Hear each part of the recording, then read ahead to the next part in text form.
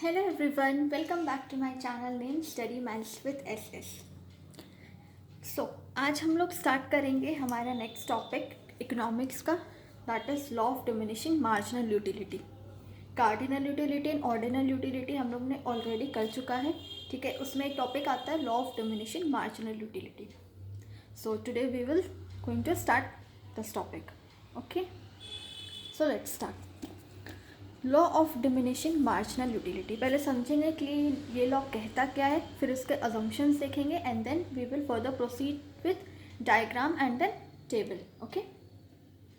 So let's begin.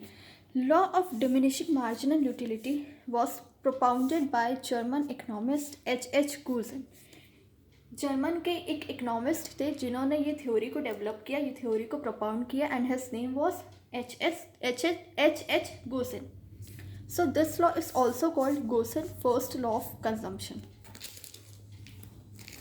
Okay. इन्होंने ये theory को प्रोपाउंड किया, इसलिए इस लॉ को, that is law of diminishing marginal utility को हम क्या कह सकते हैं? Gosen's first law of consumption, okay. क्योंकि डिमिनिशिंग मार्जिनल यूटिलिटी क्या कहता है कि जैसे जैसे हम एक एक यूनिट को कंज्यूम करेंगे वैसे वैसे मेरा एक्स्ट्रा यूनिट जो ऑब्टेन्ड होगा वो घटता चला जाएगा, तो इसलिए हम इसको कहते हैं Gosen's first law of consumption.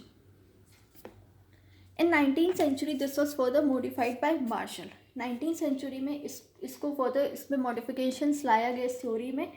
किन्होंने लाया? मार्शल ने लाया। अब पढ़ते कि ये लॉ कहता क्या है। The law states that as a consumer consumes more and more units of a specific commodity, the utility derived from each successive units goes on diminishing. देखो ये लो ये कहता है कि जैसे जैसे हम एक नए यूनिट को कंज्यूम करते हैं, जैसे जैसे हम ज़्यादा यूनिट्स को कंज्यूम करते हैं, जो मेरा यूटिलिटी जो हम ऑब्टेन करते हैं अपने नेक्स्ट यूनिट से, वो क्या होता है? घटते चला जाता है, ओके। फॉर एग्जाम्पल नीचे में है, मैं समझाऊंगी अभी एक्सप्लेन। बस ये समझ लो कि ये लॉ कहता ये है कि जैसे जैसे हम एक एक्स्ट्रा यूनिट को कंज्यूम करते हैं, मेरा यूटिलिटी जो उससे मिलता है हर एक्स्ट्रा यूनिट से, वो मेरा टाइम बाय टाइम घटते चला जाता है, okay. As a consumer consumes more and more units of a specific commodity, कोई पर्टिकुलर कमोडिटी है, उसका जैसे जैसे कंज्यूमर हर एक यूनिट को कंज्यूम करता जाएगा, the utility derived from each successive unit, utility जो उसको प्राप्त होगी किससे? Each successive unit. Successive units क्या हुआ? जो हर एक एक्स्ट्रा यूनिट जो हम कंज्यूम कर रहे हैं, ओके। जो हर एक एक्स्ट्रा यूनिट जो हम कंज्यूम कर रहे हैं उससे जो मेरा यूटिलिटी मिलेगा वो क्या होता जाएगा? डिमिनिश करता जाएगा, that is it will go on declining, okay. जैसे हमारे डिमांड के अजम्पशंस थे वैसे ही हमारे यूटिलिटी के अजम्पशंस थे, सेम वैसे ही हमारे law of diminishing marginal utility के कुछ अजम्पशंस हैं, ओके। पहला असम्पशन क्या है? Utility must be measured. Obvious सी बात है, we studied in our last video कि यूटिलिटी किस पे मेजर होता है? यूटिल्स में मेजर होता है, ओके। तो यूटिलिटी क्या होना चाहिए? मेजर होना चाहिए। असम्पशंस ये है कि ये सारी चीज़ें होनी चाहिए, तभी हमारा law of diminishing marginal utility work करेगा, okay. So utility must be measured. Utility को हम मेजर कर सकते हैं। रैशनल कंज्यूमर रैशनल होना चाहिए, कंज्यूमर समझदार होना चाहिए। There should be no time gap between consumption of different unit. जैसे हम नेक्स्ट यूनिट कंज्यूम करते हैं, पहले और सेकेंड यूनिट के कंजम्पशन के बीच में कोई डिफरेंस नहीं होना चाहिए। लाइक हमने एक चॉकलेट हमने खाई, ठीक है, एक डेयरी मिल्क हमने खाई 1 बजे, तो सेकेंड डेयरी मिल्क ऐसा नहीं है कि हम 3 बजे खाएंगे या 4 बजे खाएंगे, मेरे को तुरंत ही कंज्यूम करना है सेकेंड डेयरी मिल्क भी, ओके।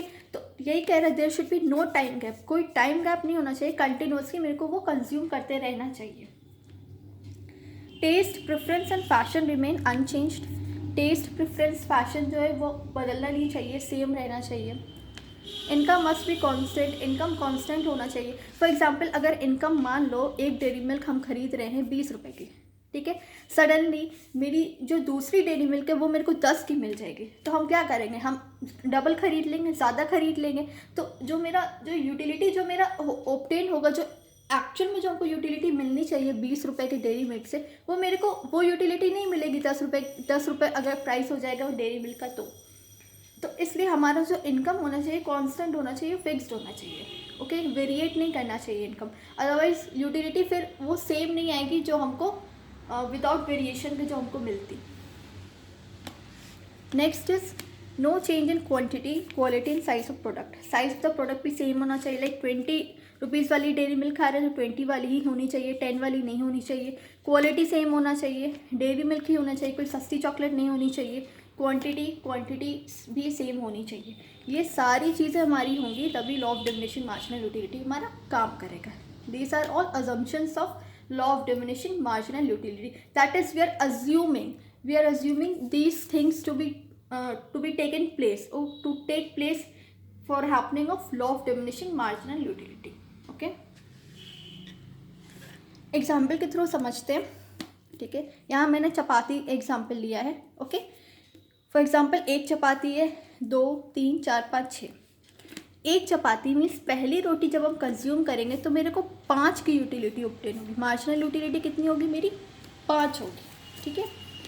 2 चपाती हम कंज्यूम करेंगे तो हमको 3 मिलेंगे, क्योंकि एक चपाती जो हम बहुत भूख लगे हमने पहली खाई, तो पहली जो हमने कंज्यूम की है रोटी, उससे मेरे को 5 की मार्जिनल यूटिलिटी मिल रही है, मतलब बहुत ज़्यादा मिल रही है। बट सडनली थोड़ा मेरा पेट भर गया, तो जब हम सेकंड खाएंगे तो मेरे को ऑब्वियसली उससे कम मेरे को यूटिलिटी डिराइव होगा, क्योंकि पहली वाली में हमको बहुत भूख लगी थी तो मुझे 5 की यूटिलिटी मिली, बट सेकंड वाली में मेरे को उससे कम मिली क्योंकि मेरा पेट ऑलरेडी थोड़ा भर चुका है, मतलब पहली रोटी जा चुकी है मेरे पेट में।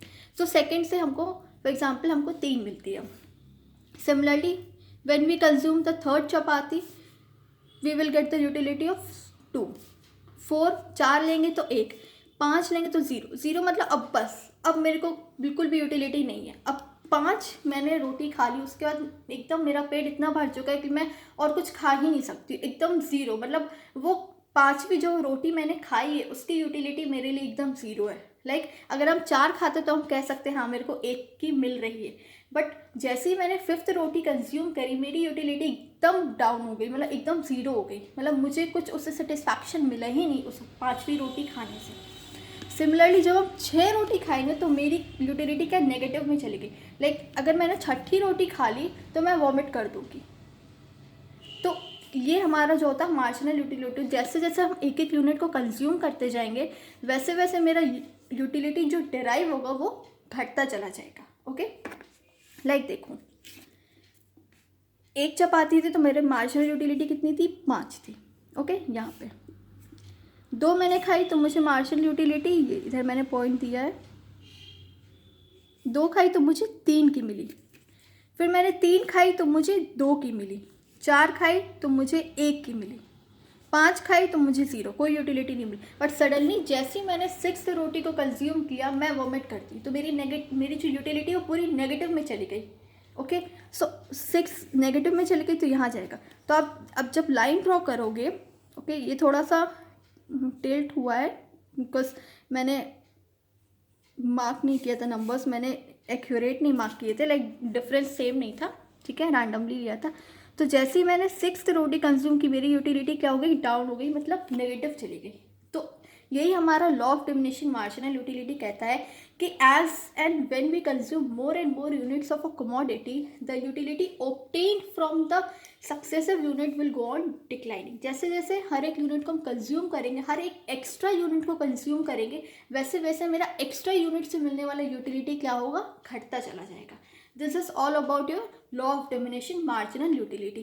क्योंकि डिमिनिश हो रहा, मार्जिनल यूटिलिटी मेरी क्या हो रही है? डिमिनिश हो रही है। तो इसलिए इस लॉ को कहा गया law of diminishing marginal utility. Okay, मतलब 5 रोटी तक मेरी यूटिलिटी एकदम परफेक्ट थी, 0।